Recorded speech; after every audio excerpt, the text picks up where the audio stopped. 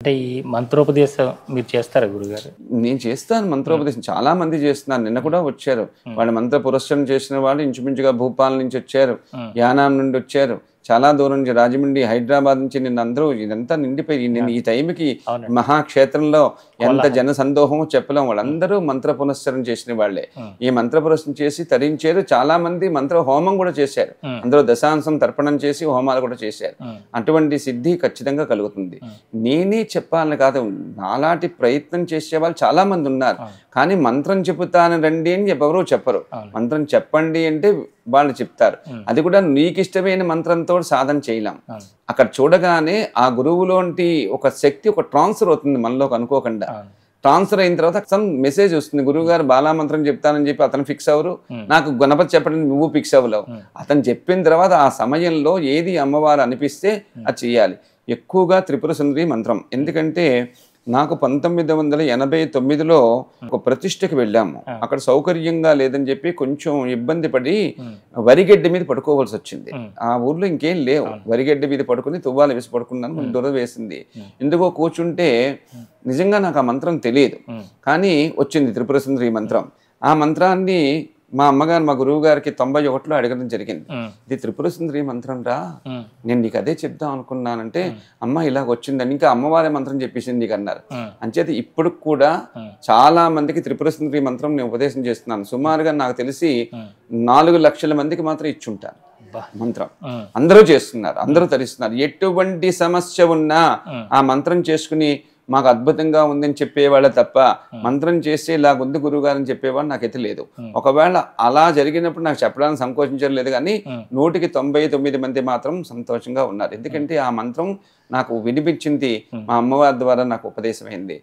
ఓం ఐం హ్రీం శ్రీం ఐం క్లీం సౌ నమ త్రిపుర సుందరి మాం రక్ష రక్ష అనే మంత్రం త్రిపుర సుందరి మంత్రం. ఇది చాలా బాగుంటుంది, విద్యార్థులకు ఎక్కువగా బాగుంటుంది. వాళ్ళు చెదిరిపోతుంటుంది మనస్సు. ఇప్పుడు చాలా లౌకిక ప్రపంచంలో చాలా చేస్తున్నటువంటి ప్రయత్నాలకు అన్నిటికీ కూడా విఘ్నాలు కలుగుతున్నాయి. వాళ్ళందరూ హాయిగా ఉండాలి అంటే ఈ మంత్ర సాధన చేయాలి. అలాగే మేధా దక్షిణామూర్తి చాలా గొప్ప మంత్రాలు, ఇవన్నీ కూడా హైగ్రీవుడి మంత్రాలు, ఇవన్నీ చాలా మంత్రాలు ఉన్నాయి. ఇవన్నిట్లోని సాధన మొదలు పెట్టచ్చు. కానీ ఎక్కువగా శ్రీ విద్యలో నిలబెట్టేవి గణపతి, బాల, అశ్వారూఢ, అలాగే అన్నపూర్ణాదేవి, సౌభాగ్య విద్యేశ్వరి, ఇవన్నీ ఉన్నాయి. గురువులు చెప్తారు. ఇవన్నీ జాగ్రత్తగా తీసుకుని అన్నీ ఒకేసారి తీసుకుని దేనికి న్యాయం చేయకుండా ఉండే కంటే ఒక మంత్రం తీసుకుని న్యాయం చేస్తే మిగతా మంత్రాలన్నీ కూడా అమ్మవారి పిలిచి మనకి ఇప్పిస్తారు. అక్షర లక్షలు అంటారు కదా గురుగారు. అంటే మంత్రానికి ఎన్ని అక్షరాలు ఉన్నాయో అన్ని అక్షరాలు జపం అంతే. ఏం లేదు, 1,00,000 జపం చేస్తే మన మనస్సు 10 సార్లు 15 సార్లు అమ్మవారి మీద ఉంటుంది. మీదంతా నిర్వీర్యమైనట్టు కాదు, కానీ 10 సార్లు మనం అమ్మవారితో ఉండడానికి ఈ 99,999 కూడా పనికొస్తాయి. అంచేత 1,00,000 జపం చేయమని ఎందుకు చెప్తారంటే 1,00,000 చేసేస్తే వాడు నిష్కాముడు అయిపోతాడు. కానీ చెయ్యాలని తపత్రం. అంచేత అక్షర 1,00,000 జపం అనేటువంటిది చాలా అవసరం ఇప్పుడు. ఎందుకంటే కొంత సమయాన్ని దానికి వెచ్చించి వాడు పునీతుడు అవుతాడు. వాడిని చూసి వాడి పిల్లలు, బంధువులు, వాళ్ళ స్నేహితులు 1 గంట ఎప్పుడు జపమేనా అనేవాళ్ళు ఎప్పుడు జపం అనే స్థితికి వస్తారు.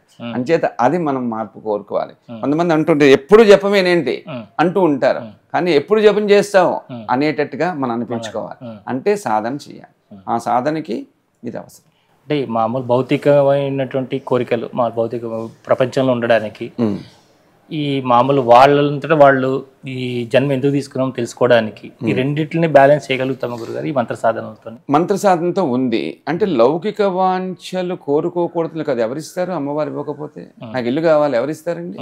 నాకు డబ్బు కావాలి, నాకు ఆరోగ్యం బాగుండాలి, పిల్లలు పుట్టాలి, ఐశ్వర్యం రావాలి, బంధువులు కావాలి, ఇవన్నీ ఇంకోళ్ళు ఇచ్చిన వాళ్ళు ఎవరైనా ఉన్నారా? మనకి లేరు. కాబట్టి ఆమెను వాడుకుంటాం, కానీ అదే పని చేయకూడదు. ఒకసారి చెప్పాం, మెసేజ్ పెట్టాం, ఇచ్చే వరకు వెయిట్ చేయాలి. ఈ లోపు వృధా కాకుండా జపం చేయాలి. జపం చేస్తూ ఉంటే నువ్వు మర్చిపోయినా ఆవిడ గుర్తు చేసి ఇచ్చేస్తుంది. గుర్తు చేస్తుంది, గుర్తుగా ఇస్తుంది. ప్రపంచానికి సాధన చాలా అవసరం. అలౌకికం వేరు, లౌకికం వేరు. మంత్ర సాధన ఏం చెప్పింది? మంత్రం ఏం చెప్పింది? నువ్వు ఎలా ఉండాలో, ఎలా జీవించాలో మార్గాలు చెప్పాయి. అంతేగాని ఈ జన్మ రహస్యం మాత్రం ఎప్పుడు తెలుసుకోకు. జన్మ రహస్యం అమ్మవారికే తెలియాలి.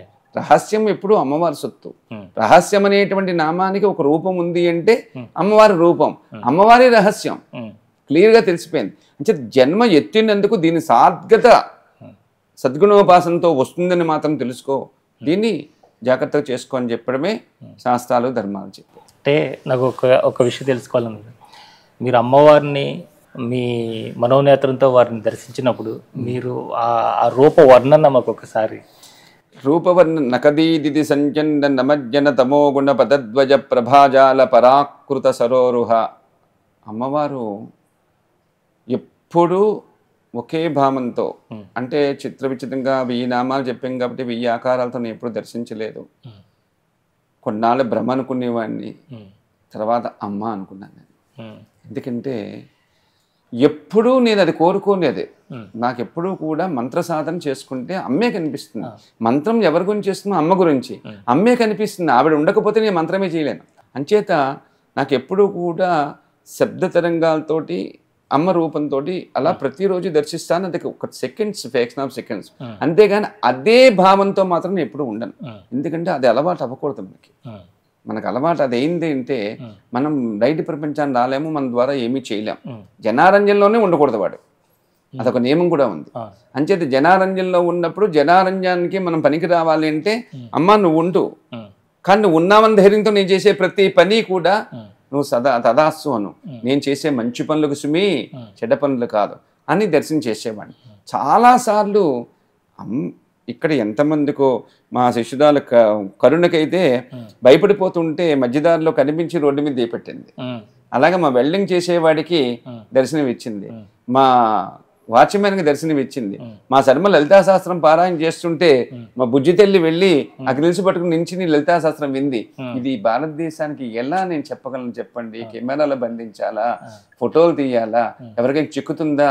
ఎవరికి చిక్కని తల్లి, దేనికి చిక్కని తల్లి, మనకి చిక్కగా చూసే తల్లి అమ్మ మాత్రమే. అంచేత దర్శనం మాత్రం జరుగుతూ ఉంది. ఏ విధంగా జరిగింది, ఏ విధంగా జరుగుతుంది అనేది మాత్రం రహస్యతత్వాలు నేను మాత్రం అనుభూతి పొందాను. ఎప్పుడూ హాయిగా ఇప్పుడు ఎలా కనిపిస్తున్నారో నాకు ఎప్పుడూ అలాగే కనిపిస్తుంది అంతే.